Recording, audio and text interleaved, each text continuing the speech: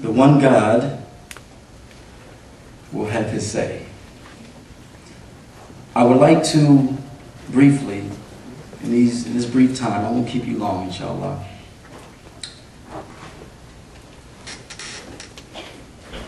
I would kind of like to give you like a thumbnail sketch of the elephant in the living room. There's an elephant in the living room that people do not want to deal with. There's an elephant in the living room that the progressives don't want to deal with, seems like, even though progressives approve of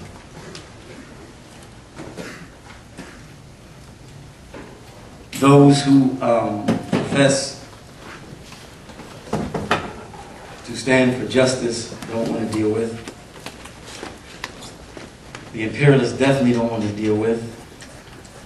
That elephant in the room that no one wants to talk about is the rise of Islam. There is an Islamic revival taking place in the world.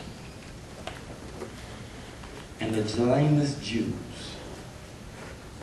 and the imperialists are so afraid they don't know what to do. This revival can be traced back to 1979 with the Islamic Revolution in Iran. Caught America totally off guard. The Shah of Iran was the strongest puppet in the Muslim world. And he was overthrown by a population who had no guns. They took Martin Luther King's advice. They used massive civil disobedience. And the Shah was gone. In the early 80s, when the Israelis went into Lebanon, they were soon met by a group called Hezbollah. And Hezbollah started whooping their behind. And not long thereafter, the Soviet Union went to Afghanistan. And they got met by the Mujahideen. Not the Taliban. The Mujahideen. And the Mujahideen started whooping their behind. And then in 1988, the Intifada in Palestine, 87, 88. And one of the things that was noticed was that a transition had occurred, whereby the population went from nationalism, secularism, to Islam. And they started whooping the Israelis' butts. Now those who run this country saw that Islam is making a move. Our public was kicked out in Iran. The Israelis are getting hit hard in Lebanon. The Israelis would later be kicked out 20 years later. Unconditional withdrawal. Because there was a time that the Israelis used to be looked at as being invincible. And we were always reminded of how strong they were. The most powerful army in the Middle East. The fourth largest army in the world. And there was a generation of Muslims and non-Muslims, particularly in that part of the world, who grew up thinking that they were invincible. And when the Israelis went up against the nationalists, with all due respect, they had their way.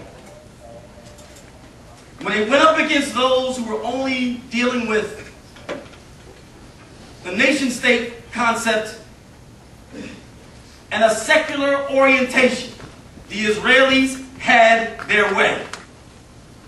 Whooped Nasser in 6 days.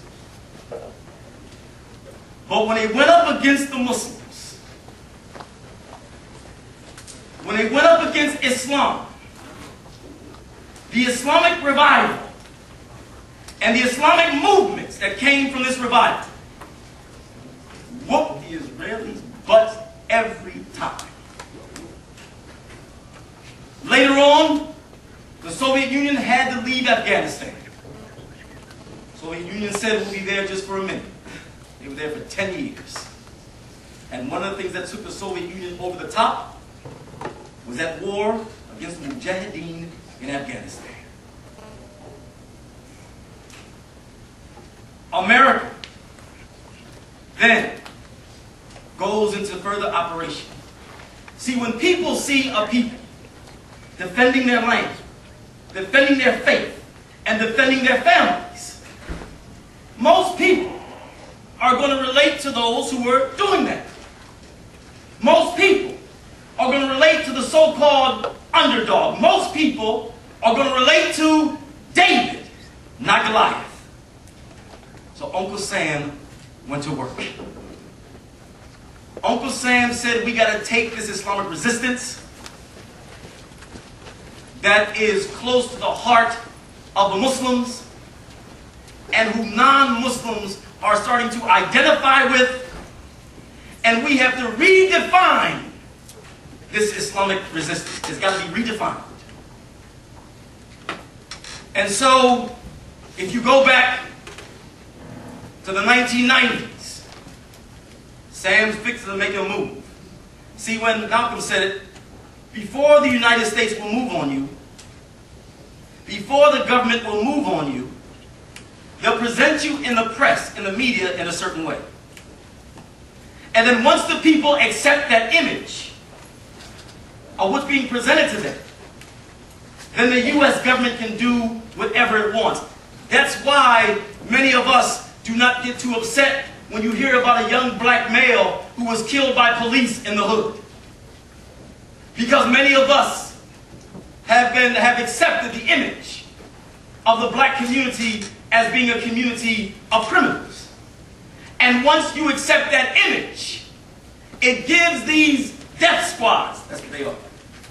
We have death squads in the hood, dressed as police.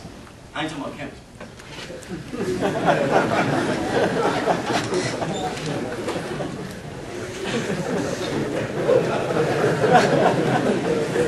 The police in the hood. They come into our community, shoot us down, they get away with it because of the image of the black community. In the 1990s, government reports the Islamic threat. Books coming out, the Islamic threat.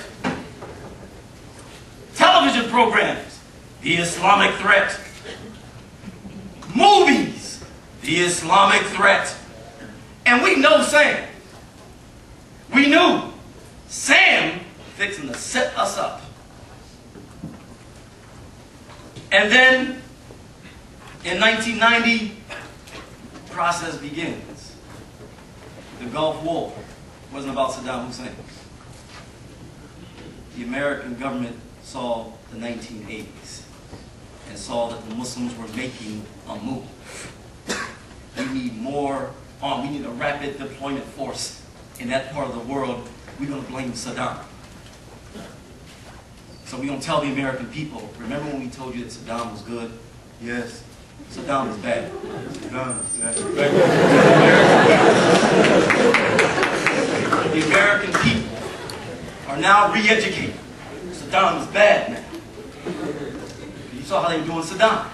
They was going to make a move on Saddam. Saddam was supposed to be the reason. Saddam was not the reason. Saddam was an excuse to put a rapid deployment force in that part of the world because the Muslims are coming up. The first World Trade Center bombing in 1993. There it is. It's on, y'all. It's on. There are terrorists in this country waiting to attack Americans. Ladies. And of course, Joe and Jane Sixpack, they're going to attack us. Be prepared.